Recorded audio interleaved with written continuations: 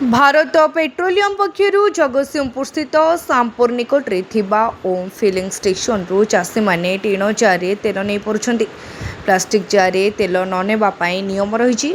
Bharat petroleum पक्षर चाषी टीण jar व्यवस्था ग्रहण कर चाष जमी चाष करने बहुमात्रा ट्रैक्टर व्यवहार कर तेबे कंपनी पक्षर एभली सुविधा सुजोग जोगाई दी चाषी मैंने टीण जार 20 लिटर डीजेल चाष कम नहीं पारे। तेणु जगतसिंहपुर जिलार चाषी मैंने एबे खुशी थिबा बेले कंपनी पक्षर चाषी को एभली सहयोग को खुशी प्रकाश कर बहुत अव्यवस्था आम रोलु गोटे थर लोड कर गला बिल मझे गाड़ी ठिया होता आसी पारे प्लास्टिक जार कर्तृपक्ष दौन थे एवं जहाँ भारत जो पेट्रोलियम जो अच्छा ओम फिलिंग स्टेशन तंकर हूँ जार व्यवस्था कर टीण जार जे 20 लिटर लेखा दौरान आम 20 लिटर आ गाड़ी पकड़ 30 लिटर 50 लिटर पर आम संध्या पंदे चाष हो जाए।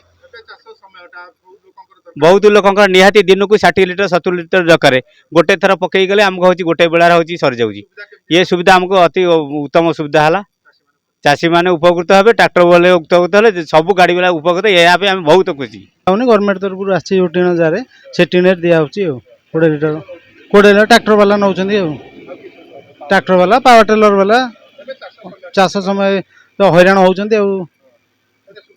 सुविधा मालिक आनी टीण जार दिया प्राय लोक नौ बहुत लोक नौ हाँ जी नौ खुशी होती थैंक यू। गवर्नमेंट मो कथा कर गवर्नमेंट कर जार टीण जार मो कथा तेल नहीं जाए आम बहुत उपकृत हो।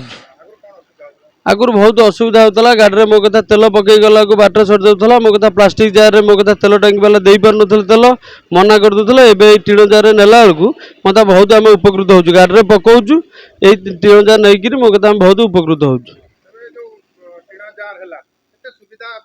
बहुत सुविधा मो कथा चाष समय बहुत आम टीण जार नहीं मो कथा भल मो कथा लाभ मो कथा करूँ। रीता साहू को रिपोर्ट तीर्थक्षेत्र लाइव।